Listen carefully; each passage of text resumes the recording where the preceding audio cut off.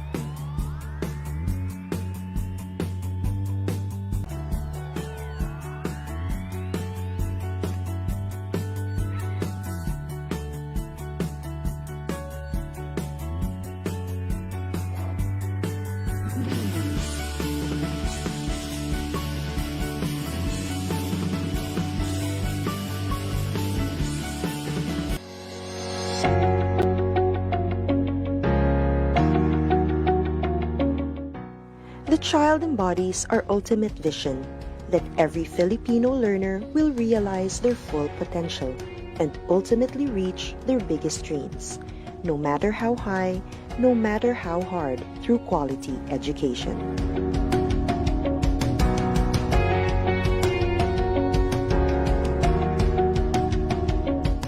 And as our learners aim to soar, we must continue to elevate our goals.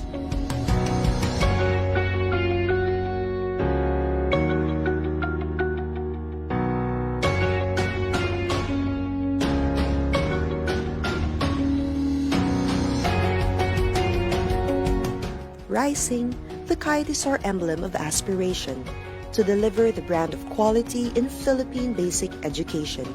The quadrants of the soaring kite symbolize the key reform areas in forwarding this cause, as we embark on this aggressive reform to yield upskilled teachers, well-developed curriculum, improved learning environment, and responsive multi-stakeholder cooperation. Using the colors of our flag, the logo symbolizes our unity and serves as a reminder that it takes a nation to educate a child.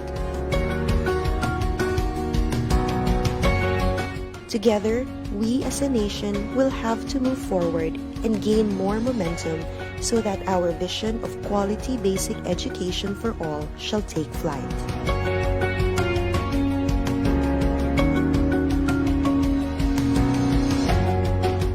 Sama-sama sa pagsulong ng edukalidad.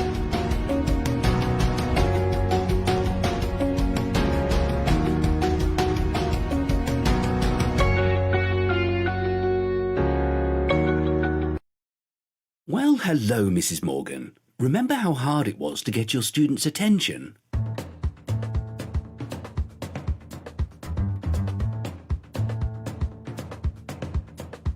Oh, Mr. Jeski. Any explosive ideas?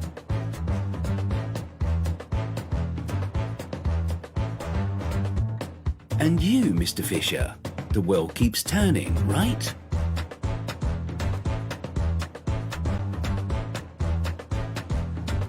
Okay, we're past all that, because now we have Microsoft Educator Center. Trainings, courses, webinars, programs, badges, points, certificates. Join now and get yourself ready for the new school year. Teach your best.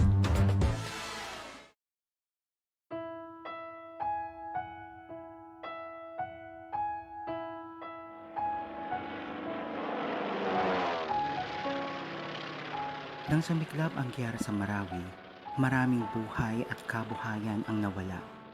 Maraming kabahayan at paaralan ang napinsala.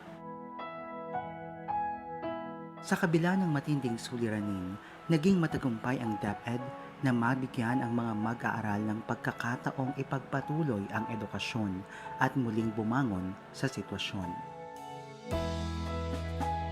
Habang naghihintay sa pagkumpuni at pagsasaayos ng mga paaralan, nagkaloob ang DepEd ng mga temporary learning shelters, remedial classes, learning kits, at feeding programs para sa mga displaced learners.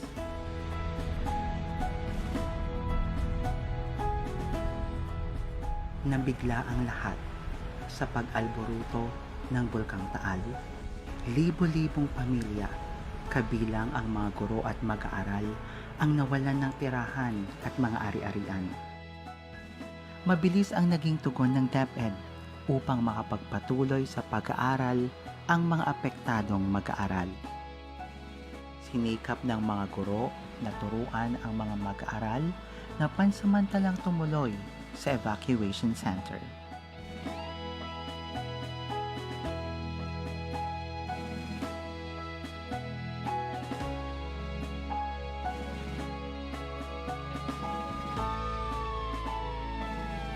Tumama sa bansa ang COVID-19 pandemic, dahilan upang maantala ang normal na daloy ng pamumuhay at trabaho sa lahat ng sektor, kabilang na ang kagawaran ng edukasyon. Nang ipatupad ang Luzon lockdown, inilunsad ang DepEd Commons upang tuloy ang pagkatuto ng mga learners habang nasa bahay. Sa kabila ng mabigat na hamon sa ilalim ng new normal, patuloy na nagpunyagi ang DepEd upang maghanap at maghatid ng mga alternatibong pamamaraan upang magpatuloy ang edukasyon sa pinakaligtas at pinakaangkop na paraan. Sa ilalim ng Learning Continuity Plan, layunin ng DepEd na magpatuloy ang edukasyon nang hindi nakokompromiso ang kapakanan at kalusugan ng mga guro at mag-aaral.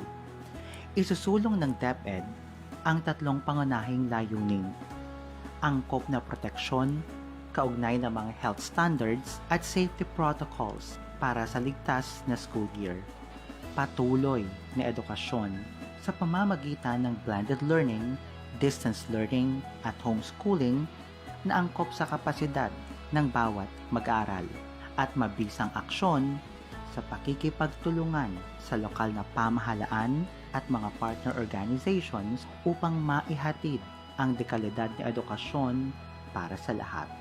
Bawat DepEd division ay bumuo rin ng sarili nilang Learning Continuity Plan upang gabayan ang mga guro, mga magulang at mga mag-aaral sa bagong pamamaraan ng pag-aaral gamit ang online, modular at TV and radio-based instructions. Gamit ang iba't ibang learning modalities, nagdaos ng dry run ang mga paaralan sa iba't ibang bahagi ng bansa, katuwang ang mga local government units at mga education partners upang maging handa sa bagong sistema ng edukasyon. Isinagawa rin ang mga pagsasanay at oryentasyon sa mga magulang upang maging epektibong katuwang sa pag-aaral ng kanilang mga anak. Sa anumang hamon o sitwasyon, handa ang DepEd. Handang kumilos, handang tumugon, at handang magserbisyo. Ang dami ng mga pagsusubok at challenges ang naharap at napagtagumpayan ng ating Department of Education. Tuwing may pagsusubok, priority palagi natin ang ating learners at ang ating mga teachers sa tulong ng parents at saka partners at ang buong bansa.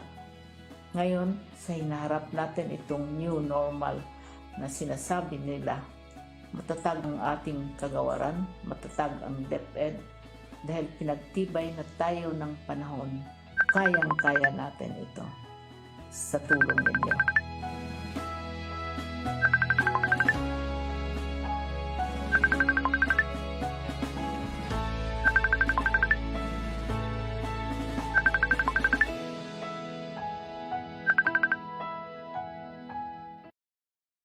G'day everyone, I'm Mark. As a teacher and a former principal, I know that professional learning often comes at the end of a very long day. But there are exciting, less structured ways to be in the driver's seat of your own lifelong learning. A great place to start is by engaging with our Microsoft Innovative Educator, or MIE, community. This global community is big, in fact it's enormous. Our MIEs love connecting.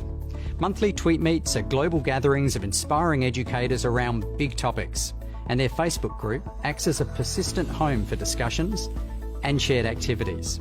Another way teachers are learning within communities is through Microsoft Teams. Now, greater teacher collaboration improves teaching across schools, and Teams is the ultimate platform for a professional learning community. It's open-walled and socially embedded, so you can incorporate your OneNote Staff Notebook PLC and have access to all the goodness of video chat, phone, and collaboration tools. With Immersive Reader built in, it's inclusive and accessible on any device. Your learning community is just a click away. Last tip, our Microsoft Education Centre offers great ways to gain new skills with courses tailored uniquely to your needs. Make it a collaborative experience by picking a MEC course to do together with your peers. And as a bonus, you can practice collaborative learning by exploring a research paper, like the Class of 2030, and treat it just like a book club with your colleagues face-to-face or in Teams. The link to that research, it's in the description. Remember, learning is socially embedded. It's best done together for students and for teachers. Happy learning.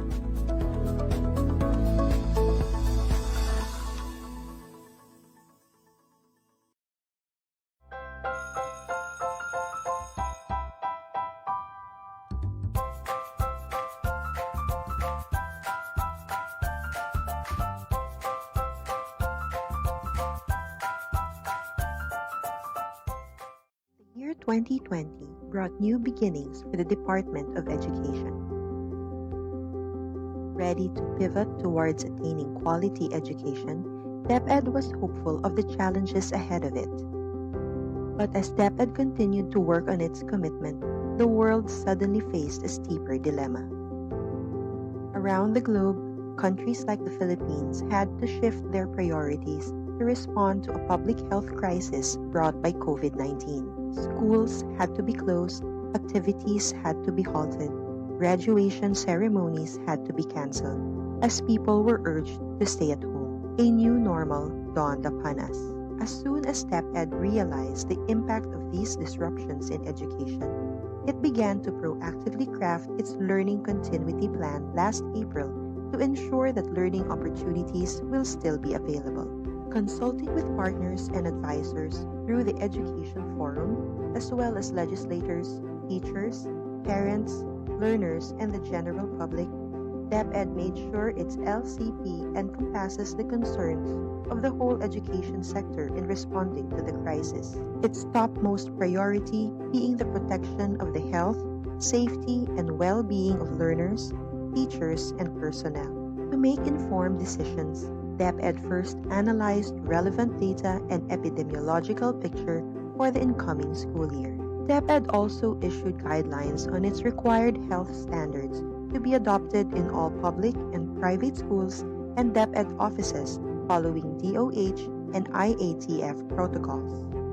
It covers 4 COVID-19 mitigation objectives, namely, to increase physical and mental resilience, reduce transmission, reduce contact, and reduce duration of infection. The LCP also outlined how learning continuity will be ensured. It streamlines the K-12 curriculum into the most essential learning competencies and allows the use of distance learning, homeschooling, and blended learning modalities. Since conducting face-to-face classes will be a risk in most areas, DepEd has anchored its delivery of education to modular, online, TV and radio, or a combination of all. Guided by teachers, modular learning will allow learners to use self-learning modules in a format applicable to learners' capacity. In online distance learning, teachers will facilitate and engage learners' participation through the internet, whether synchronous or asynchronous. TV and radio-based instructions, on the other hand, are converted lessons fit for the broadcast medium. The LCP assures that all our learners, including our SPED, ALS, Madrasa students, can still access education even within the confines of their homes, and ensures that their household capacity will not hinder their right to education. To make this possible, our joint Brigada Eskwela and Oplan Balik Eskwela is assisting the preparations for the rollout of the LCP. On May 8, the LCP was approved by the IATF.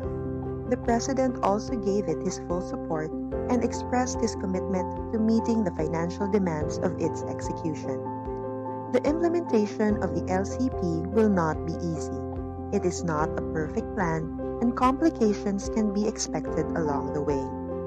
But extraordinary times call for extraordinary and proactive measures, and the Department of Education is ready to address the challenges along the way with the help of our national and local government, partners, parents, and learners. As one nation, learning opportunities shall be available in this brave new world for our Filipino children.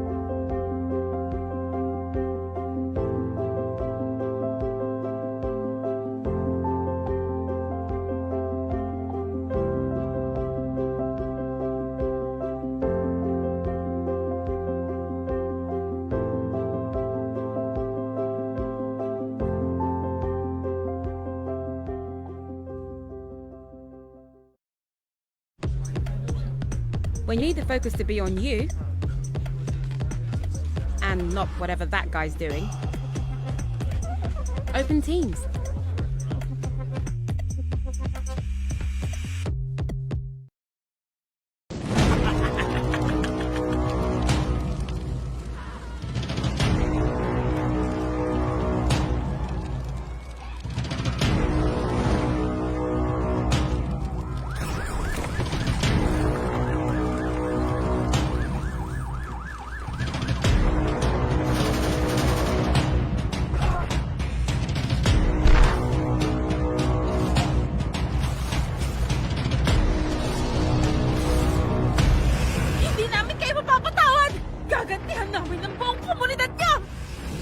Subukan mo!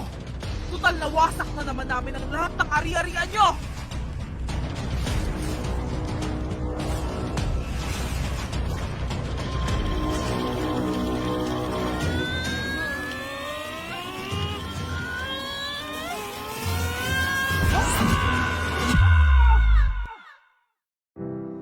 Sa totoong buhay, totoo ang pinsala ng giyera.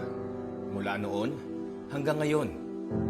Para limitahan ang kalupitan ng giyera, nagkaisa ang mga bansa 70 taon na ang nakalipas upang itaguyod ang Geneva Conventions. Ang Geneva Conventions ay kinikilala ng buong mundo bilang bahagi ng international humanitarian law na nagtatakda ng mga patakaran ng giyera o the rules of war. Ayon dito, huwag gawing target ang mga sibilyan at kanilang mga ari-arian. Tratuhin sa makataong paraan ang mga nabilanggo at protektahan ng mga doktor, nurse at mga ospital para paglingkuran ang mga sugatan at may sakit saan man panig sila nagmula. Alamin ang Geneva Conventions.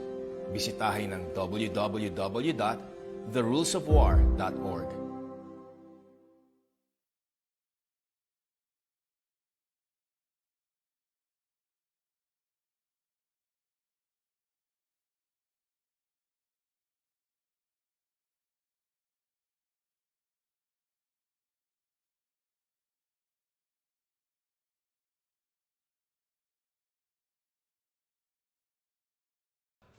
Hi guys, so I just came from a meeting and I was just told that I would be leading this fundraising concert for International Students Day. And I have to present the plan to the school board next week. Okay, I'm going to need some help. Let me create a team space and invite my dream team. Sia, she knows all about the budgeting and stuff. Ivan, he knows all the kids from the performing arts group. Aisha, she worked on getting sponsorship last year. And Sam, because he's so cute. Let me lay out all tasks in Planner and kick things off. So, I'm almost done with my event concept and inspiration board. I just need Ivan to do some final tweaks and plug in the repertoire. Budget from Sia? Check. Sponsorship plan? Check. Done! Whew! When you start using Microsoft Teams, teamwork really does become easier. So now I'm heading over to present the plan to the school board. Wish me luck!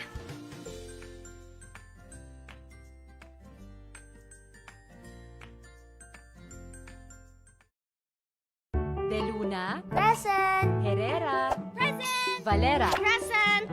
Handa ba tayo sa school year 2020? Present! Ngayong taon, ang edukasyon tuloy pa rin. Sa tulong ng DepEd, mga guro at mga magulang, ang handang isip, handa bukas. Tuloy-tuloy ang pag-aaral. May mga modules para sa iba't ibang antas. Sa government TV, maging sa radyo. Mahalagang ligtas ang ating mga estudyante at guro. Kaya kahit nasa bahay, tuloy ang edukasyon. Kung tulong-tulong, may paraan, may aralan. Handang isip, handa bukas. Bisitahin ang DepEd Philippines sa Facebook at ang deped.gov.ph.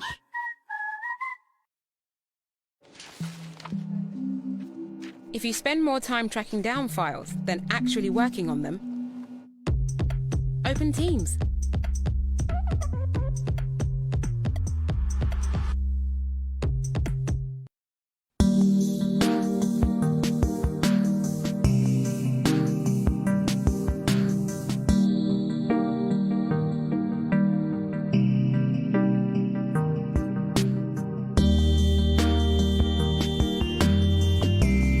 The COVID-19 pandemic has brought unprecedented changes to our usual ways of living. But the Department of Education remains unfazed by these challenges to fulfill the mission of Sulong Edukalidad, the rallying call for national effort to deliver quality basic education to all Filipinos, which involve aggressive reforms in the 4 key areas: the K-12 curriculum review and update, improving the learning environment, teachers upskilling and reskilling, and engagement of stakeholders for support and collaboration to move forward together as we prepare the education system for the future. The call for Sulong Edukalidad will continue, and we have built the framework of the Basic Education Learning Continuity Plan, or the BELCP, to put the needs of the learners at top priority. DepEd's BELCP is the major response and commitment to protect the health, safety, and well-being of learners, teachers, and personnel. The plan aims to provide opportunities to continue education even in these trying times with a BELCP in place, supported by unprecedented number of diverse stakeholders from the academe, media, industry groups, NGOs, business and private individuals.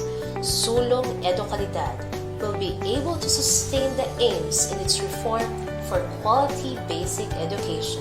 In our journey towards quality education, we have established the 4 pillars of aggressive reforms from the start, and we have been continuing to progress in these pillars. In improving the learning environment, we took action in the construction and rehabilitation of school buildings, ensured the availability of learning materials and equipment, and prioritized our last mile schools. The challenges of the pandemic also brought to light the urgent need to upgrade our ICT infrastructure to service the needs of education. In terms of the teachers upskilling and reskilling, we were able to establish more innovative professional standards for teachers and school heads. We have aligned the professional development of teachers with their career progression to track their development as part of the National Educators Academy of the Philippines transformation. With the launch of the Education Futures program, where we will be focusing on innovative actions and solutions to improve the state of our education. We are now more than ready to start a new journey and continue our fight for quality education for all Filipino learners. Finally, we've given high importance to the engagement of stakeholders for support and collaboration. In support of this, we have convened the Philippine Forum for Accessible Quality Basic Education, or the Education Forum, which will leverage other partnerships for education quality and strengthen partnership with the Philippine Normal University as the country's National Center for Teacher Education. The department has also been developing a professional development program for teachers and school leaders in order to equip them with the skills, materials, and data that will allow them to help their students prepare for PISA 2022. This intervention consists of the following components: online training for teachers and school leaders, development of learning materials and practice tests for students, deepening the analysis of the PISA 2018 results, and supporting school-level action research. Now that the year is about to end, our commitment to Sulong Edukalidad will continue and will be far from being gone. With a lot at stake, considering our new knowledge and experience from this year's challenges, we are equipped to face a new future. As we head on to the future where we will face many challenges and uncertainties, the department will always be the guardian of every Filipino learner's right to education.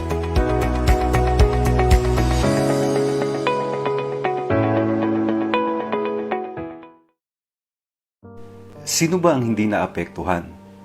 Sino ba ang hindi nag-alala? Sino ba ang hindi nalito? Lahat tayo ay naapektuhan. Lahat tayo ay nag-aalala. Lahat tayo ay nalito. Dahil binago ng pandemyang dulot ng COVID-19 ang paraan ng pamumuhay ng lahat ng mga Pilipino saan mang sektor ka nabibilang. Tumigil ang panandalian ang ating mga nakagawian. Tumigil ang lahat ng uri ng transaksyon. Tumigil ang lahat ng operasyon ng mga paaralan. Nakalilito. Nakakaba. Paano na ang kinabukasan ng mga kabataan? Paano na tayo sa hinaharap?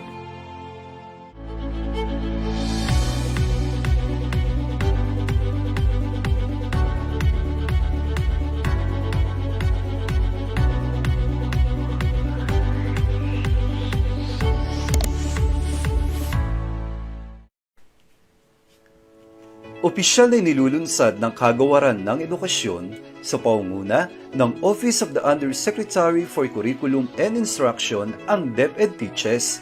Ito ay isang online na programa na gagabay sa mga guro, tagapangasiwa, magulang at mag-aaral hinggil sa mga pagbabago sa batayang edukasyon ngayong new normal. Ang DepEd Teaches ay angkla sa sulong edukalidad na nakatuon sa apat na pangunahing pangangailangan ng mapunyaging reforma tungo sa makalidad na pagtuturo at pagkatuto. Una, pagre-review at pagsasapanahon ng kurikulum ng K-12. Ikalawa, pagpapaunlad ng kapaligirang pampagkatuto. Ikatlo, paglinang ng mga bagong kasanayan sa mga guro. At ang ikaapat, ang pakikipag-ugnay sa mga stakeholder para sa suporta at kolaborasyon. Sa pamamagitan ng virtual learning platform, ang DepEd Teaches ang magsisilbing bukas na komunidad ng pagsasanay na titipon sa mga guro, tagapamunong pang-edukasyon at sa sinumang may pagnanais sa pagtataguyod ng kalidad na edukasyon sa bansa at sa pagtagumpay ng bawat Pilipinong mag-aaral. Ang mga opisyal, education specialist, learning content expert at outstanding teacher ng DepEd ang magiging tagapanayam na magbabahagi ng kanilang kaalaman at kasanayan sa kurikulum, pagtuturo at pagkatuto, pagtataya at lahat ng kaugnay na mahalaga sa proseso ng pagtuturo at pagkatuto sa new normal. Bilang mga frontliner ng classroom, inaasahang magiging aktibo ang mga guro sa programang ito. Ang mga tema at paksa ay angkop sa kanilang pangangailangan at konteksto sa pamamagitan ng accessible na platform, ang social media. Sumali na sa OUCI family sa DepEd Teaches, kung sama-sama mapahuhusay pa ang mga guro, kung sama-sama higit na malilinang natin ang mga mag-aaral.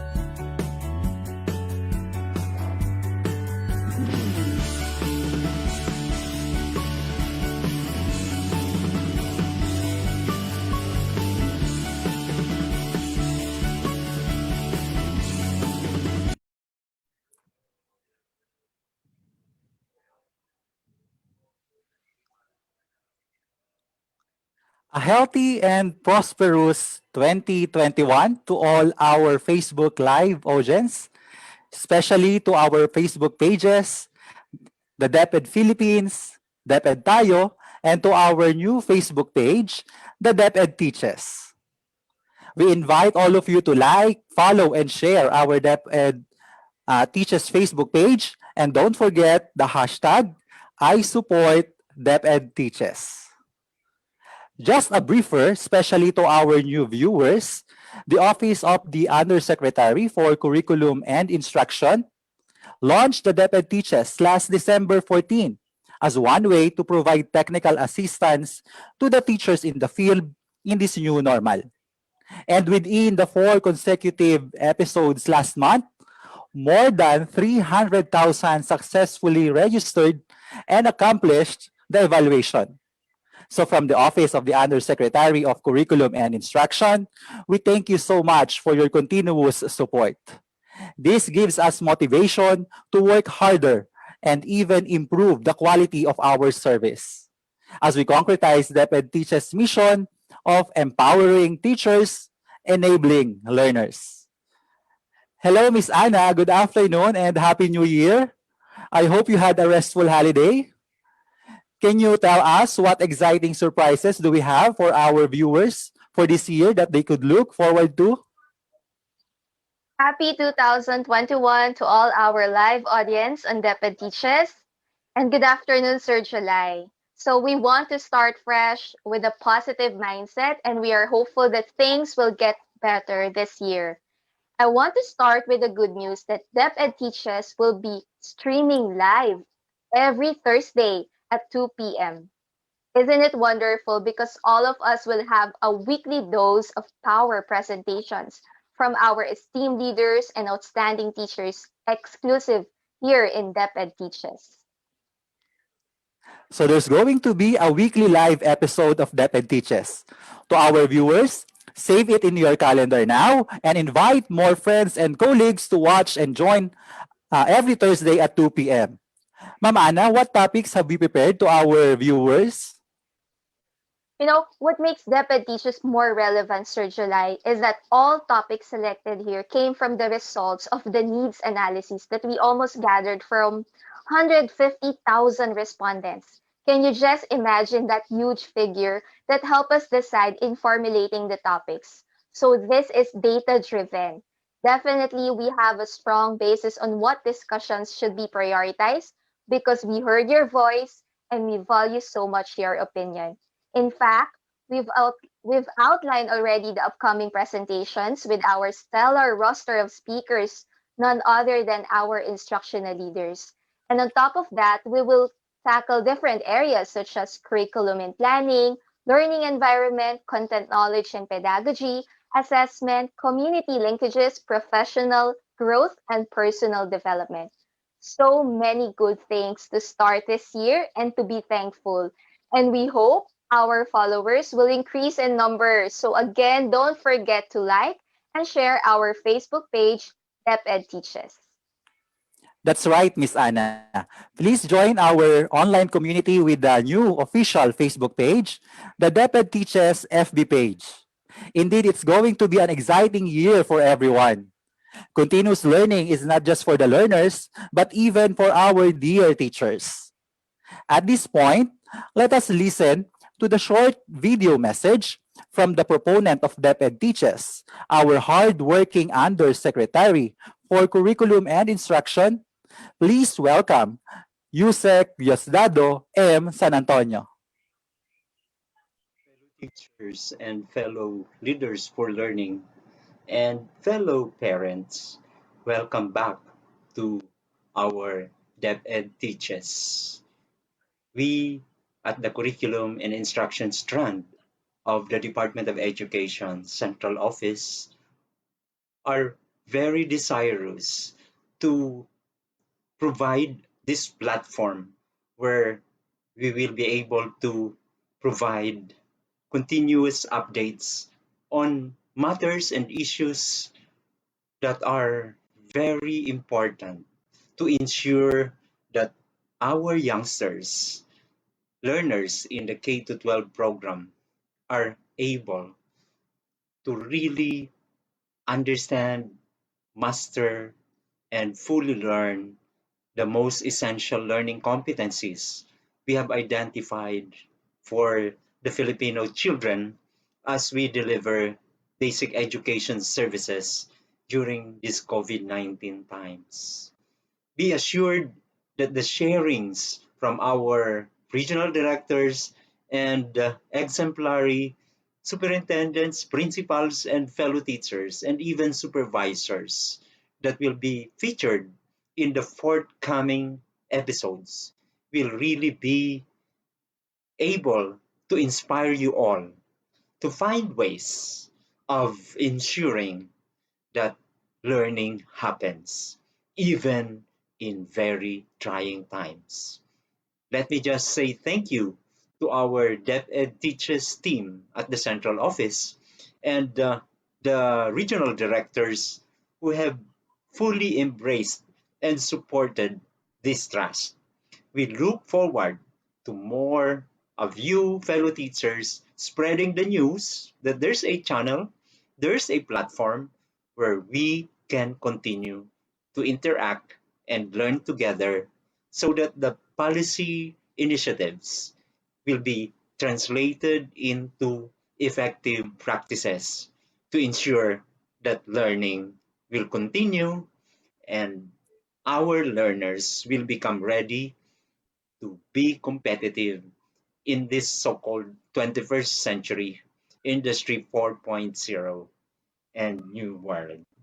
Mabuhay po tayong lahat. God bless.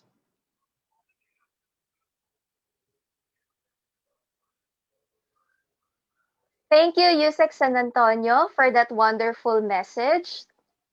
Sir July, before we proceed to the main presentation, haven't we prepared a short interactive activity for our live audience right now?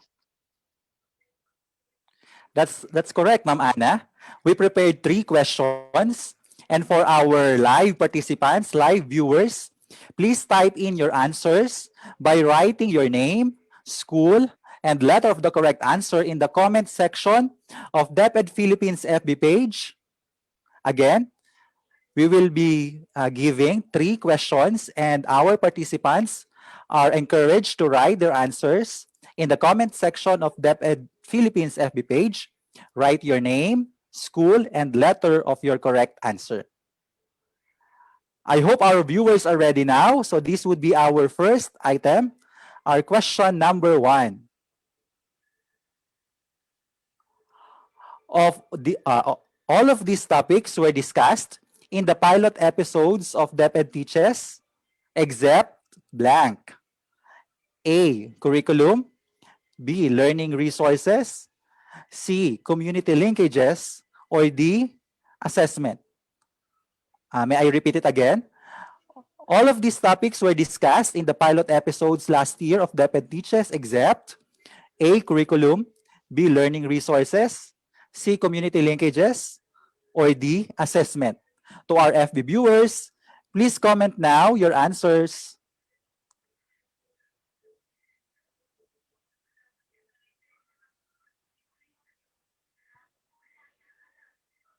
All right. So from our Facebook page, okay, so we can see that our viewers, so almost all our viewers got the correct answer, which is letter C. So last year, remember, we talked about curriculum, modalities, learning resources, and assessment. Good job, everyone. What's the next question, Sir July? For question number 2, Ma'am Ana. So again, our participants, kindly write again your answers in the comment section of our FB page. And this question will test our viewers' listening skill. If they are paying attention to what you have said a while ago, Ma'am Ana. I hope our viewers are ready now for our second question. So our second question is, how many times will DepEd Teaches be shown live streamed? A, once in a week. B, twice every 2 months. C, every day. D, every Tuesday and Thursday. Once again, how many times will DepEd Teaches be shown live streamed? A, once in a week. B, twice every 2 months. B, every day, or C, every day, or D, every Tuesday and Thursday.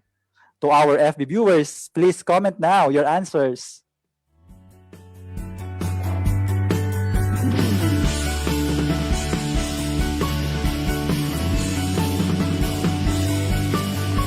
All right. So based on the answer from our very active viewers, I'm glad they have good listening skills because they got the correct answer, which is letter A, once in a week, every Thursday at 2 p.m. So what's our last question, Sir July? Okay, that's great to hear, Ma'am Ana. So this is our last question, and this question is an open-ended question. I hope our live viewers are ready now for our third question, and the question is this. What do you think is our topic today? So again, what do you think is our topic for today? Please write your answer now in the comment section of our live stream in FB page.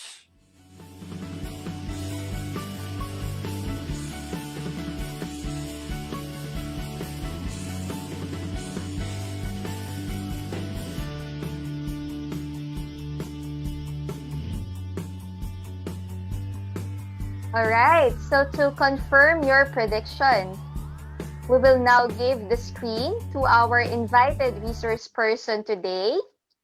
So it is my honor to introduce to you Dr. Irelyn Tamayo, who finished her Master's of Arts in English at De La Salle University and her PhD in Literature at Philippine Normal University.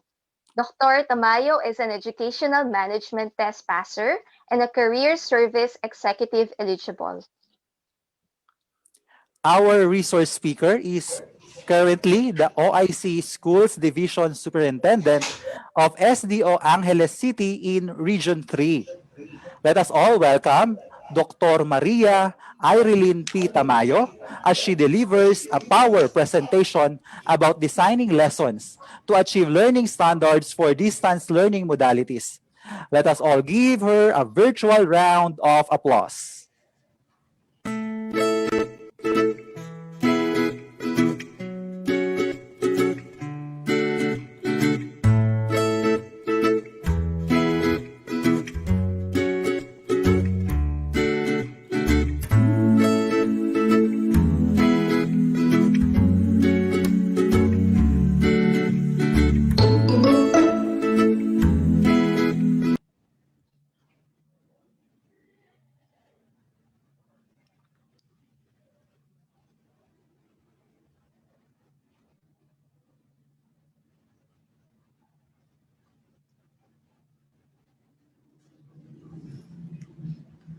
Magandang hapon, Pilipinas. Mayap agat manapon po kaya kayungan. Sa ngalan po ng aming Regional Director, Madam May B. Eclar, at sa ngalan din po ng aming Assistant Regional Director, Madam Roda P. Rason, ako po, si Irelyn Tamayo ng SDO Angeles City upang makasama po ninyo ngayong hapon.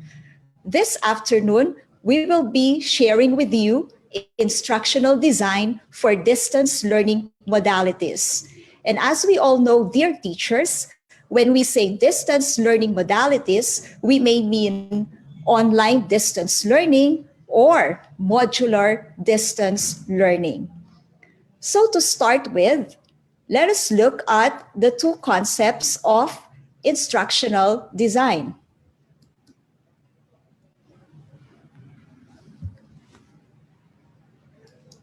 So when we say instructional design, the first concept will involve a set of events that facilitate learning. So here, we teachers will prepare a series of events that will lead to our students' mastery of the subject matter or attainment of the learning competencies for that particular subject. The second concept of instructional design is it is a creative pattern or a rational, logical, sequential process intended to solve problems. So as teachers, when we are involved in this so-called instructional design, we will be preparing rational, logical, and sequential processes which will redound again to mastery of learning standards, whether content or content standards or learning standards, as well as mastery of the subject matter. So here are some additional concepts about instructional design from a number of experts. When we say instructional design, it is the creation of learning experiences and materials in a manner that results in the acquisition and application of knowledge and skills. So we teachers, we want to create remarkable and noteworthy learning experiences for our pupils and students, as well as prepare instructional materials that will result in the acquisition of knowledge, concepts, ideas, as well as the application of lifelong skills. This discipline or principle of instructional design follows a systematic approach. First, we will be involved in the assessment of needs. And whose needs will we assess? Of course, the end users of the material that we will be preparing, our learners. We want to assess our learners' needs in terms of their interest, their abilities, the resources that are available within their reach, and the like. Then, based on this assessed needs of our learners, we will design a process wherein the material will in itself will be developed and then presented to our learners for utilization. However, after the utilization of the material, the instructional design process will not stop. We still have to evaluate the effectiveness of the material, and then from the evaluation, we may still revise the material to improve its effectiveness and its efficiency. Oh, wait, before we move on further, why are we talking about instructional design in the arena of distance learning modalities? Well, let us review or reminisce first the events that led us to the kind of educational setup that we have today. So let's look at this very short video.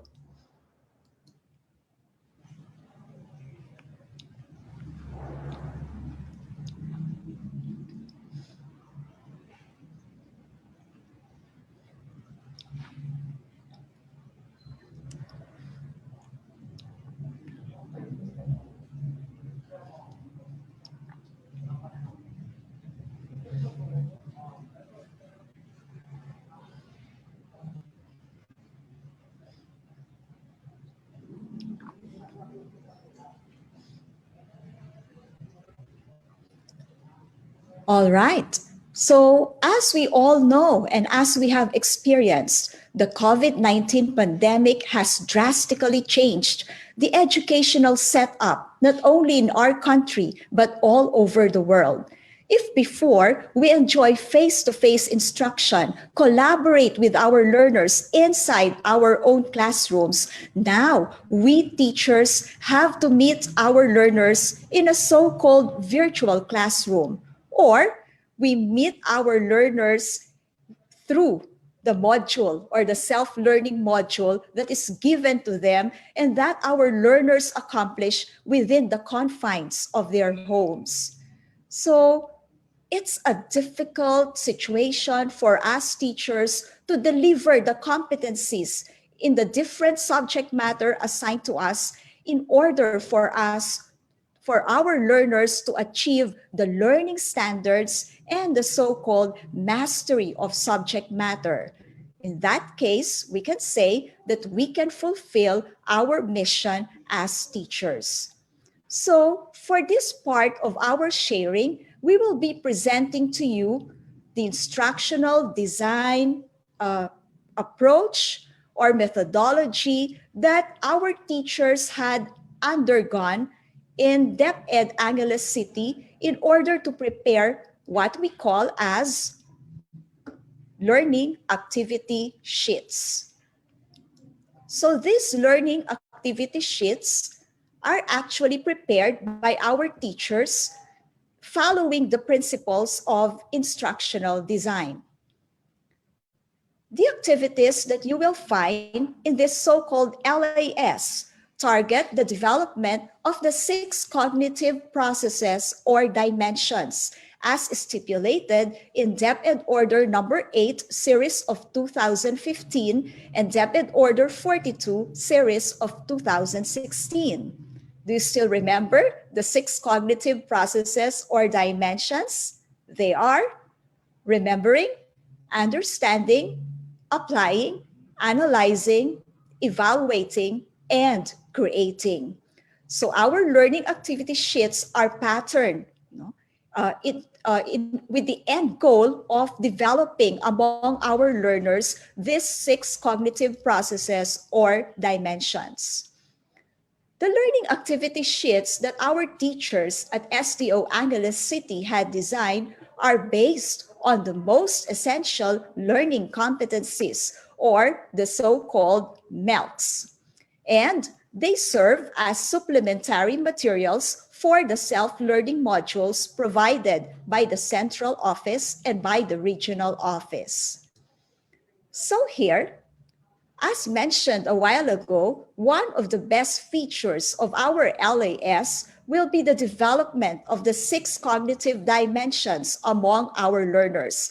At the end, as our learners traverse through the activities in our so-called LAS, they will be able to say that they have become blooming butterflies. Our activities do not just center on remembering, understanding, and applying, but we take our learners to the higher order thinking skills. In some of our activities, our learners are able to justify their decision or course of action, and they are able to generate new ideas, products, or ways of thinking or viewing things. And these are evaluating and creating respectively.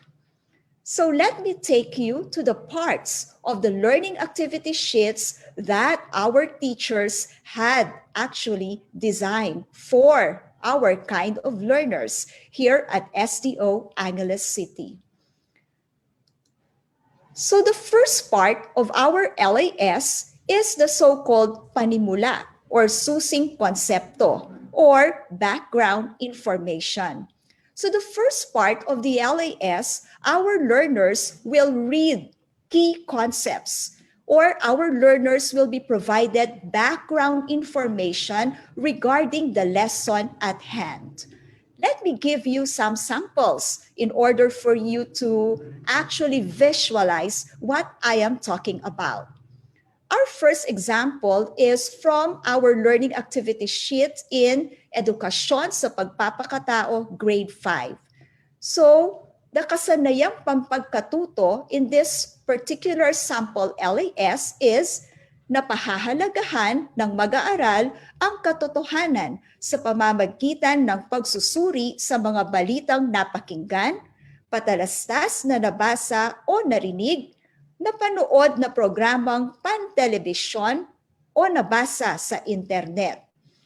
So as you can see, my dear teachers, our particular LAS are actually based on the MELTs. That was what I mentioned a while ago.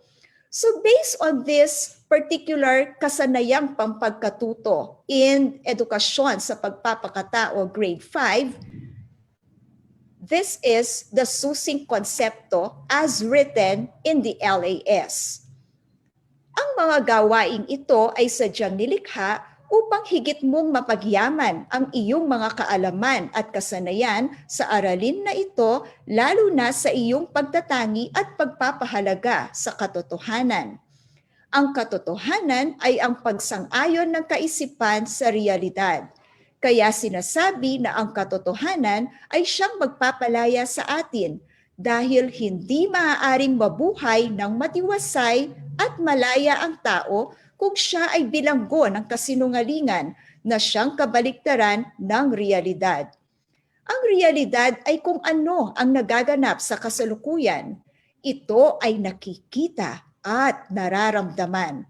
Sa pagtatangi at pagpapahalaga sa katotohanan, nakasalalay ang pananagutang pansarili at kabutihan ng pamilya. So, mga kasamang guro, nakita po natin na sa susing konsepto ay parang ibinibigay na sa ating mga mag-aaral kung ano ang kasanayang pampagkatuto. Ano ba ang katotohanan? No? So maikikintal na sa kaisipan ng ating mga grade 5 learners na pag kanilang niyakap ang katotohanan, hindi sila magiging bilanggo ng kasinungalingan. Ang katotohanan ang siyang magpapalaya sa kanila. So that is actually the oft-repeated saying, the truth will set us free. So that is only the background information or the key concept as presented in the LAS. Okay, so let us go to a learning activity sheet in Math Grade 6 and try to find out how the teacher who actually designed this LAS presented the background information. So the learning competency for this LAS is the student or the grade 6 pupil should be able to multiply decimals and mixed decimals with factors up to 2 decimal places. And the grade 6 pupils should be able to multiply mentally decimals up to 2 decimal places by 0.1, 0.01, 10, and 100. Wow! Math is oftentimes perceived to be a difficult subject. And for a learning activity sheet without the teacher beside the learner, how will these particular competencies be presented to the learners? Through the susing concepto or the background information. So here is a part of the background information for learners in this LAS. Letter A, that is a part of the first objective, no? Multiplies decimals and mixed decimals with factors up to 2 decimal places. So there is a short discussion in the LAS. To multiply decimals, ignore the decimal points and multiply as if they are whole numbers. Place the decimal point in the product based on the total number of decimal places in the factors. Count the number of decimal places from the right to the left. But actually, this is not the end of the background information. Since this is mathematics, there should be an illustration or an example. This is still part of the first part of our LAS, which is the key concept or background information. So here, the example is about Ruel's dried flowers collection. Ruel loves to collect different kinds of dried flowers and put them in frames. In one of his framed collection, he mounted 12 dried flowers with same weight. If each dried flower weighs 0.43 gram, what is the total weight of the dried flowers? So here, we have illustrated the solution and the steps. All right, so that is only part of the background information in the learning activity sheets designed by our teachers. So what have we gathered so far? In the first part of our learning activity sheets, we provide our learners with key concepts or background information for them to have key notes or key ideas for them to understand the lesson and perform the competency in the long run. Okay, so after the panimula or susing konsepto, we go to gawain 1 or activity 1. So this is actually the second part of the learning activity sheets that we designed. Let's try to look at the example before I tell you the purpose of gawain 1 or activity 1. This time, let's have MAPE for grade 6. The competency and code for this particular LAS is for our grade 6 learners to differentiate orally among 2/4, 3/4, 4/4, and 6/8 time signatures. So what is their first activity? Okay, so they are asked to study the given musical composition entitled We Welcome You, and they are tasked to answer given questions. So here, the musical composition appears in their LAS. So applying the key concepts or the background information presented a while ago in their learning activity sheet, they will be able to answer the given questions. So what are the given questions? Look at them very well, my dear teachers. What is the time signature of the song? What kinds of notes are used in the song? How many measures are there in the song? Where does the first and last beat fall? If you will look at the structure of the questions, they will be answered usually by the learner by applying what cognitive dimension? The first one, right? Remembering. Okay, so remembering what are the different time signatures in order to apply them to the given song, the kinds of notes, no, the measures present in the song, and where the first and last bit would fall. Okay, so these are still lower order thinking skills since this is only the first activity after the background information or the key concept. Let's have another example for activity 1. This time in another subject. Let's have a sample from Araling Panlipunan 5 or what we usually call as ARPAN. So nakasanayang pampagkatuto sa learning activity sheet na ito na ipaliliwanag ng ating grade 5 learners ang kaugnayan ng lokasyon sa paghubog ng kasaysayan. So yun ang end goal natin. So pagkatapos na nagawa ng ating mga mag-aaral yung mga activities sa LAS, na ipapaliwanag na ng mag-aaral ang kaugnayan ng lokasyon sa paghubog ng kasaysayan. Remember, we are only on gawain 1 or activity 1. So ano yung previous part ng LAS? Di ba background information? So nagbigay ng background information ang guro na nag-design ng LAS. So heto yung unang gawain. Naka-label na siya na ang dinidevelop dito sa mag-aaral ay yung unang cognitive dimension o remembering. No? Ayusin ang mga titik upang mabuo ang salitang tinutukoy sa pangungusap. Ito po yung tatlong halimbawa. Una, ang paraan ng pagtukoy ng mga katubigang nakapalibot sa Pilipinas. O siyempre, dapat naintindihan nila yung susing konsepto na nabasa nila before ng gawain na ito. So pero remembering pa rin, no? So ano ba yung sagot dito? Ayusin natin yung mga letra o yung mga titik. So insular ang kasagutan diyan.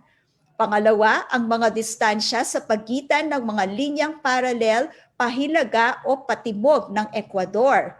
O, alam niyo yung sagot dito, latitude. At ikatlo, ang paraan ng pagtukoy sa kinalalagyan ng isang lugar sa pamamagitan ng mga imahinasyong guhit na makikita sa mapa at globo. Alam niyo to, para siyang brand name ng mineral water. Naku, parang ako ay nag-a-advertise. Absolute. Di po ba?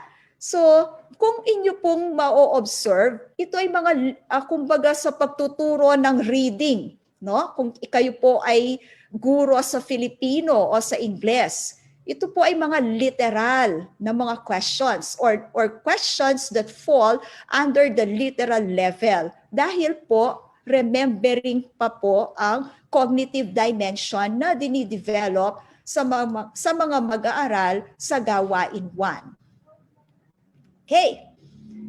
So, susunod. Pagkatapos ng gawain 1, syempre, may ikalawang gawain o ang tinatawag na activity 2.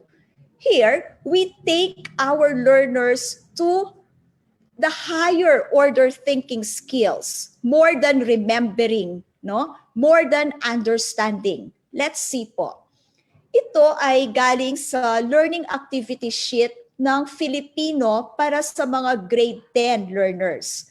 Ano ang kasanayang pampagkatuto dito? Ang mga mag-aaral ay may kapabilidad na nakapagbibigay ng reaksyon sa mga kaisipan o ideya na tinalakay sa akda, makatotohanan ba o di makatotohanan ang mga pangyayari sa maikling kwento. May ikalawa siyang kasanayang pampagkatuto na tatalakay ng mga mag-aaral ang mga bahagi ng pinanood na nagpapakita ng mga isyong pandaigdig. Naku, nakikita nyo pa lang po ang mga kasanayang pampagkatuto dahil po pang grade 10 na ang mga to, lubhang mabigat na po. No? Nagbibigay ng reaksyon, natatalakay ang mga bahagi ng pinanood kung napapakita ng mga isyong pandaigdig. So ano po ang ikalawang gawain na makikita sa learning activity sheet na dinesign ng guro dito? Meron po siyang titulo, Ipaliwanag mo, pakikinggan ko. Tignan po natin ang panuto. Suriin mong mabuti ang pahayag at isulat mo sa patlang ang iyong sariling interpretasyon.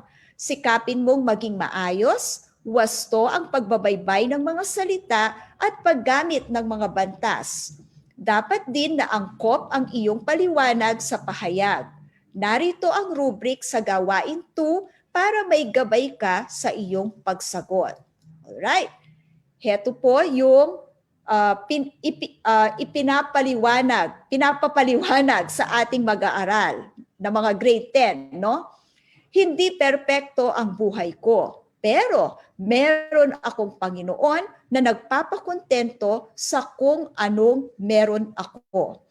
So yan pong dalawang pangungusap na yan, no, ay ipapaliwanag ng mag-aaral using the following guide questions. Heto po yung mga gabay na tanong. Sumasang-ayon ka ba sa pahayag? Bakit?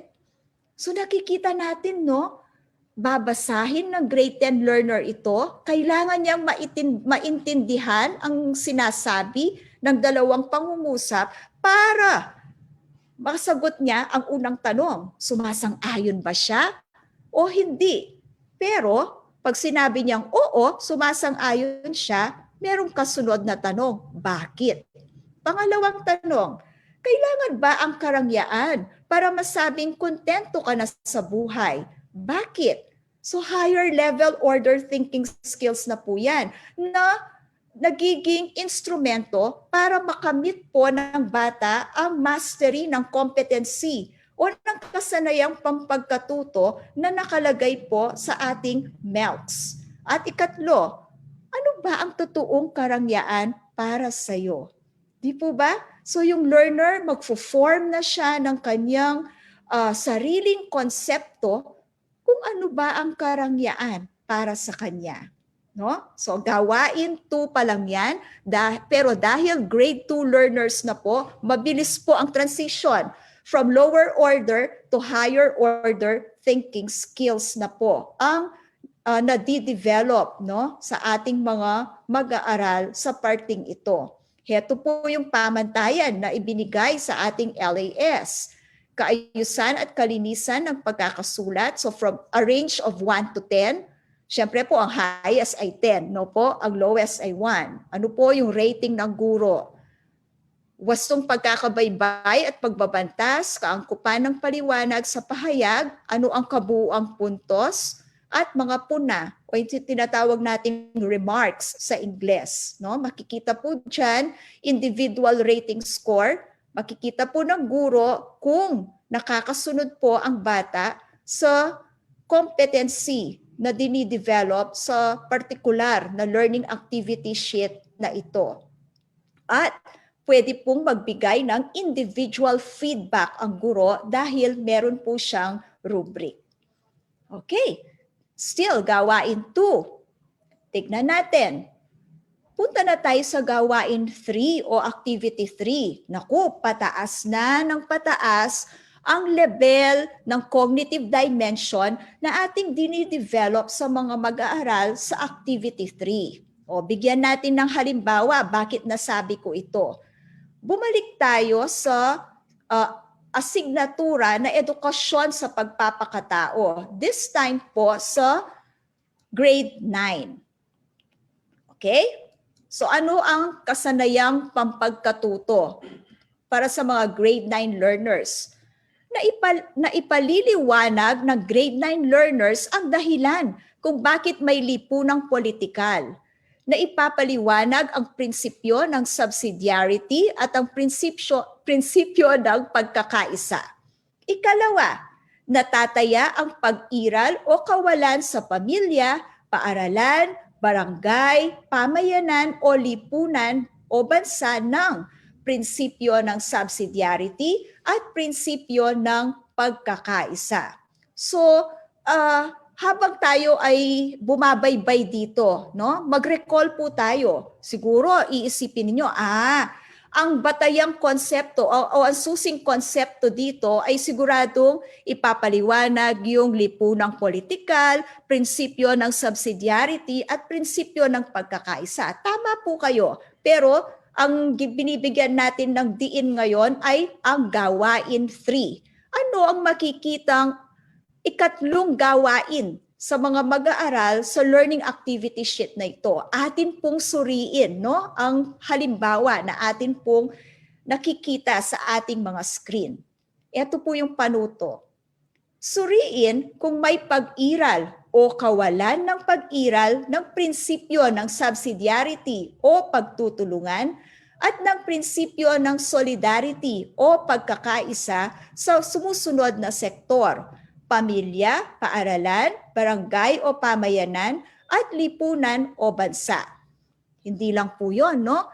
Magbigay ng halimbawa ng mga sitwasyon o pagkakataong pinairal ang dalawang prinsipyo at halimbawa ng mga sitwasyon o pagkakataong hindi pinairal ang mga ito. Gawing gabay ang talahanayan para maayos at organisado ang iyong gawain. Hayan po yung sinasabing talahanayan. No? Makikita po yan sa learning activity sheet ng bata.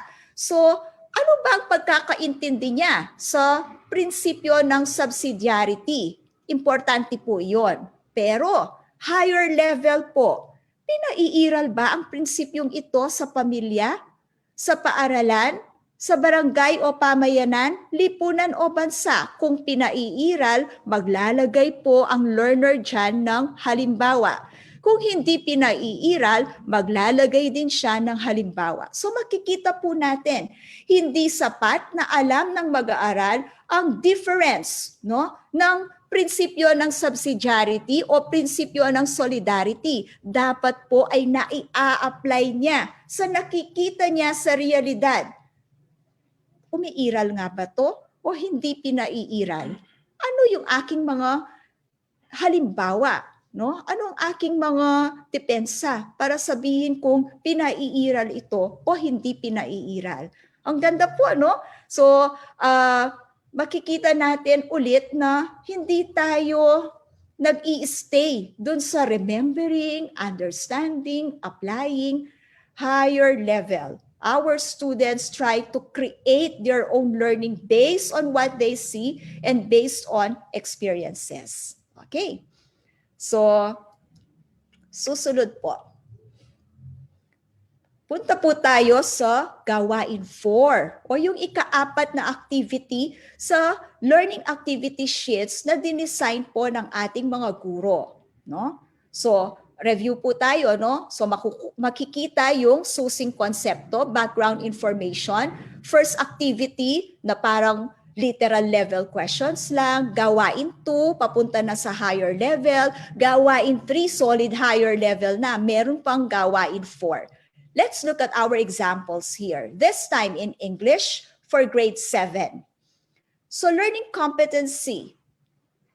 Our grade 7 learners at the end of the lesson or the end of their accomplishment of these learning activity sheets will be able to research a topic with support using 2 or 3 sources provided. For example, newspaper, website, video, images, podcast, print-based material. Yan, naku, grade 7 po yan. Pero ang competency, magre-research sila ukol sa isang topic but using 2 or 3 sources. Ano ang gawain 4 nila? What will be their 4th activity in their LAS? Look at this. Research a topic about COVID-19 and write a short informative essay with a minimum of 5 sentences to a maximum of 10 sentences with at least 3 sources of information. Print, digital, or audiovisual should be used to support your thoughts and ideas. Look at the directions po. No? So clear, ano yung topic na pinapa-research about COVID-19? Oh yes, the grade 7 learners could do the research. Okay. After doing research, the direction sets the next pace. They will be writing a short informative essay, and the rules are specific. The informative essay should have a minimum of 5 sentences and a maximum of 10 sentences, but with a condition. There should be at least 3 sources of information to support the thoughts and ideas of the learner. See, my dear teachers, higher order thinking skills for gawain 4, for activity 4. Okay. Sige. And then, after this particular instruction, a standard rubrics will be provided to the students to guide them in preparing or in writing the informative essay. Of course, when there is a creative task, we always have a rubric as part of the LAS. Next, this example is from our TLE subject, focusing on travel services. So what's the learning objective? Our students should be able to identify markets and destinations. Sub-objectives: explain why people travel and the needs, aspirations, and motives of travelers. Explain the difference between leisure travelers and business travelers. Look at the questions, no? Let's juxtapose the learning objectives and the questions for the activity number 4. The students are asked to answer questions in 1 to 2 paragraphs. Look at the first question. Why do a number of people love to travel or visit different places? And let's review the first objective. Explain why people travel and the needs, aspirations, and motives of travelers. Swak na swak, di po ba? So when they answer the first question, why do a number of people love to travel or visit different places? They are already able to accomplish the first objective. Second question, if you were given a chance to choose, which do you prefer? Travel for leisure or travel for business, and why? Look at our second objectives as juxtaposed. If they are able to explain the difference between leisure travelers and business travelers, they would have a basis for their choice. So knowing what leisure traveling is and what business traveling is, they have a basis for their choice. So if they chose travel for leisure, then why? If they chose travel for business, why? See? So here, the objectives match the questions in the activity. Vice versa, the questions in the activity are actually the vehicle, no, or the instrument for the students' attainment of the objectives. Okay. Now, let's go to the last activity in our LAS, gawain 4 or creating. Actually, it's the last activity in the sense that it's labeled as gawain 4 or activity 4. But of course, we have the last part of the LAS later. So gawain 4 or activity 4 focuses on the last cognitive dimension, which is creating. No? So let's look at one good example of a particular activity which will make the learners create something from what they have learned. So this is again from edukasyon sa pagpapakatao. Ano ang panuto? Ang sabi, gumawa ng isang advocacy material laban sa mga kumakalat na fake news ngayon sa social media bilang pagpapakita ng iyong pagpapahalaga sa katotohanan. Ilahad ito sa pamamagitan ng malikhaing gawain, halimbawa, tula, awit, slogan, poster, at iba pa. Gawin ito sa bond paper o Oslo paper. Kung ikaw ay may internet, maaari mong i-upload sa social media gaya ng Facebook ang iyong ginawang advocacy material bilang pagsasanggalang at pagpapalaganap ng wasto at tamang impormasyon na nakabatay lamang sa katotohanan. Hindi mo ito kailangang gawin kung ikaw ay walang internet. Sapat na ang iyong gawain sa bond paper o Oslo paper na iyong isusumite kalakip ng iyong LAS. So, himayin po natin ng bahagya ang panuto dahil po gusto nating ikintal sa ating kaisipan yung creating na cognitive dimension. So dito, ang bata ay pinagagawa ng advocacy material. Ano yung topic? Laban sa fake news. Paano niya ito gagawin? It's something creative, no? An advocacy material will be made by our learners. It may be in the form of a poem, a song, a slogan, or a poster. So still advocating the multiple intelligences principle. All right? And then if this will be their choice, they can prepare their advocacy material using bond paper or Oslo paper. But the panuto gives an option. If the learner has internet access, he or she can prepare the advocacy material and upload it, no, via Facebook or another form of social media, as long as it will serve its purpose of advocating against fake news, no? So makikita nyo dito sa last part, no, talagang inulit pa, hindi mo kailangang gawin kung ikaw ay walang internet, sapat na ang bond paper o Oslo paper. Sa LAS, nagbigay tayo ng sample ng advocacy material. Kamukha nito, and of course, as usual, if this is a creative activity, there should be a rubric that accompanies it. Okay? So, yun po ang activity 4, no? Taking our students to the last cognitive dimension, which is creating something from what they had learned. Okay.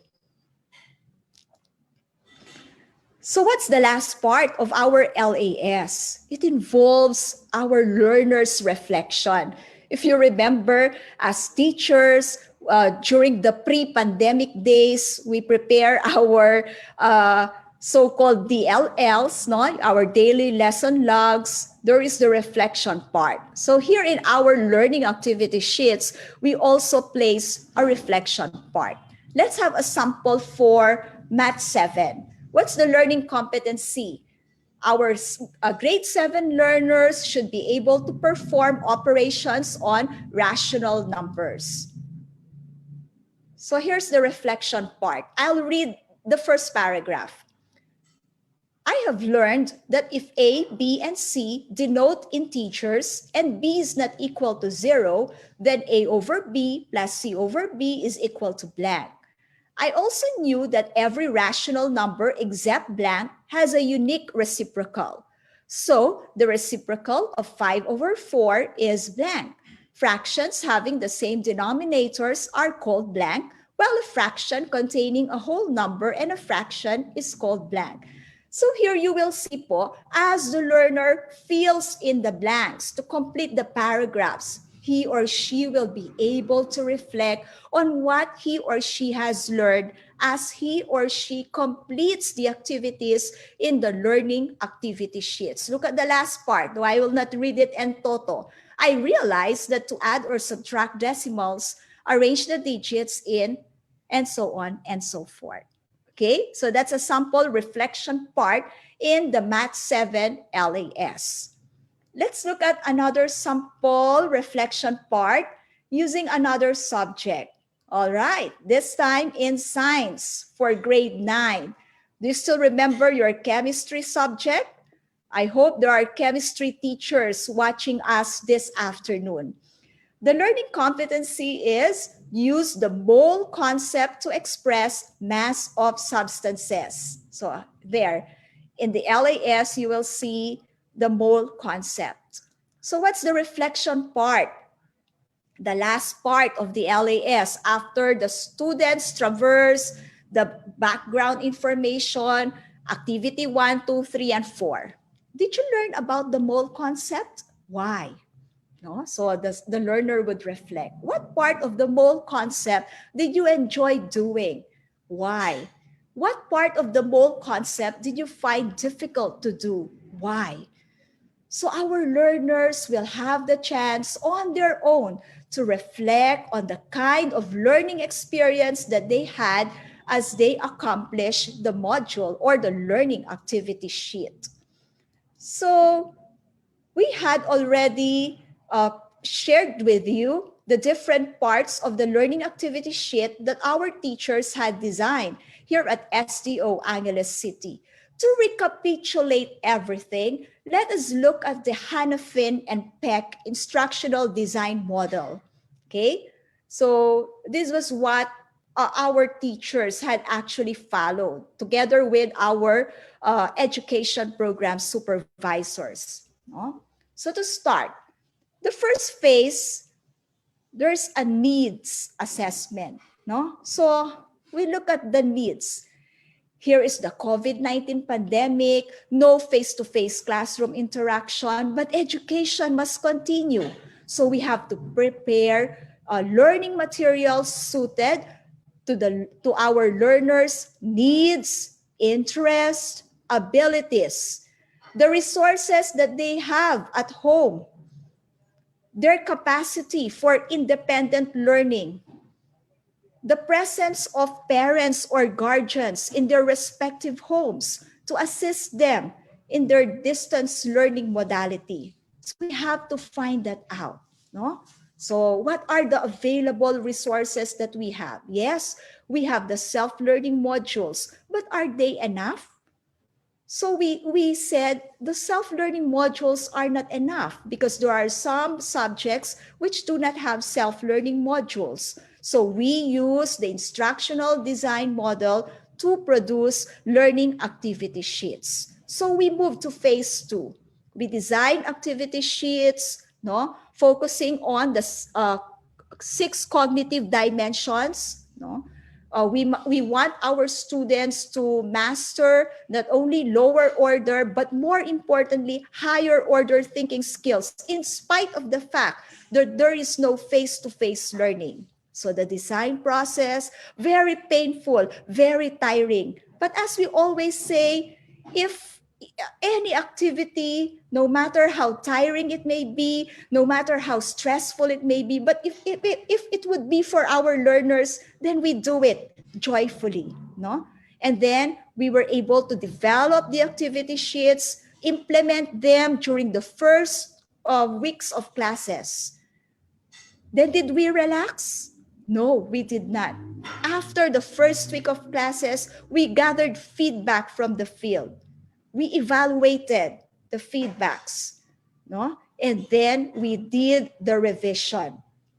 What were the major feedbacks? Some of our learners or a number of our learners find it difficult to complete all the activities in our LAS since every day they had to really answer different activity sheets in 8 subject areas. Very difficult, right? So what we have to make major adjustments, major revisions. So we lessen the number of activities in our LAS, and at the same time, our teachers prepared weekly home learning plans stipulating what our learners will answer for Monday, Tuesday, Wednesday, Thursday, and Friday. So supposing there are 4 activities in a particular LAS, okay? So we will be presenting what will we do on a Monday? What activity will our students answer on a Monday? Okay, what activities will be answered on a Tuesday? And so on and so forth. Okay, so that is instructional design. We do not simply prepare instructional materials and then stop. We have to evaluate and revise in order to achieve our purpose of mastery of subject matter and learning competencies on the part of our students. And so,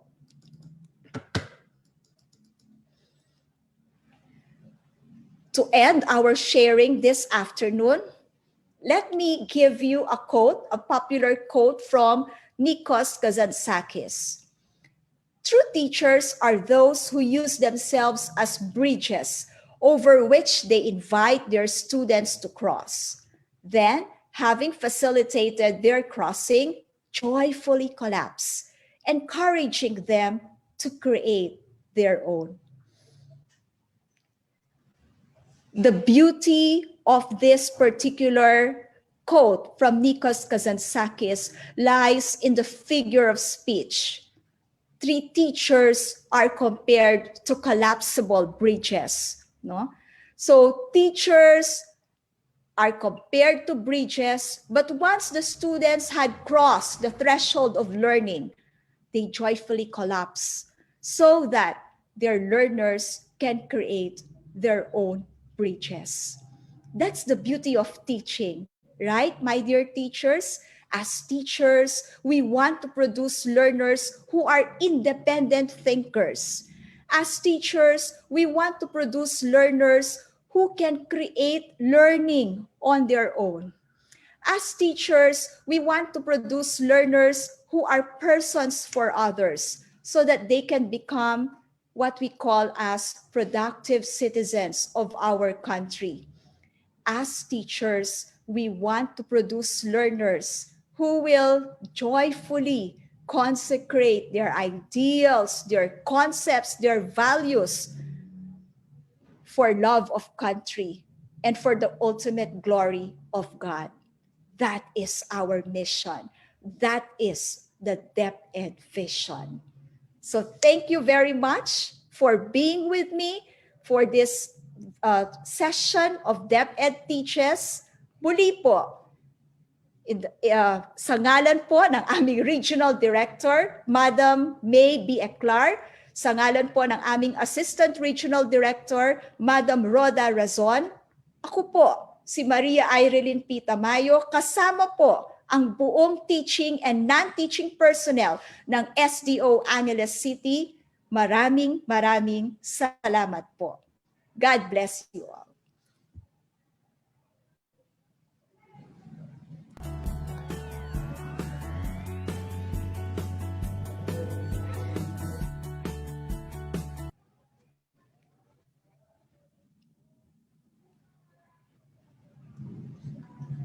So thank you so much, SDS Tamayo, for a thorough and exceedingly clear presentation.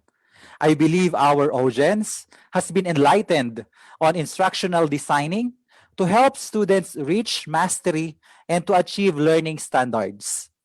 SDS Tamayo clearly discussed the logical and sequential progression of learning tasks or activities to be provided to the learners, from lower thinking skills to a higher order thinking skills, from one activity to another. And this is to properly scaffold learners' understanding.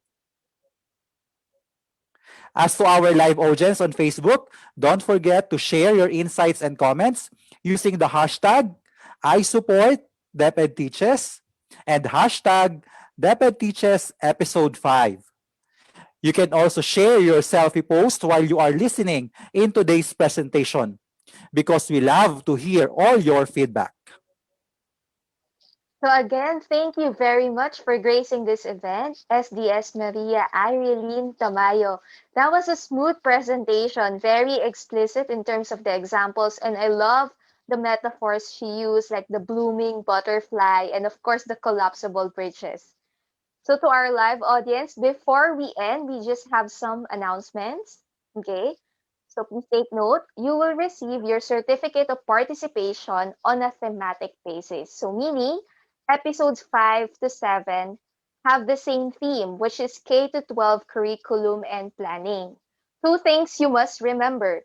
Register once only for episodes 5 to 7. So on the screen right now, you see the registration link for episode 5, which is also considered already for episode 7 and for episode 6 and 7. So on the 7th episode on February 4, we will share with you the link for the evaluation. That includes a 10-item question to test your knowledge and understanding on the presentations. So if you have accomplished the registration and got a 75% passing score, that's the time you will receive your certificates of appearance and participation. Remember, you must get at least 75% passing score. Hence, it will be really helpful if you will take down notes or play again this video so you can review and be ready to answer the evaluation on episode 7. Let me reiterate that you will only register once for episodes 5 to 7 because this is thematic. So if you register today, that is counted for episode 6 and 7 also. Don't ask for the evaluation right now. We will give it to you on the 7th episode. So you need to register and pass the evaluation for you to receive your 2 certificates. Once again, thank you so much for tuning in. Don't forget to like, follow, and share our official Facebook page, DepEd Teaches. We hope to see you again next Thursday. On behalf of the Curriculum and Instruction Strand, we hope it has been a productive afternoon with us. Remember, here in DepEd Teaches, our mission is empowering teachers, enabling learners. Good day, everyone.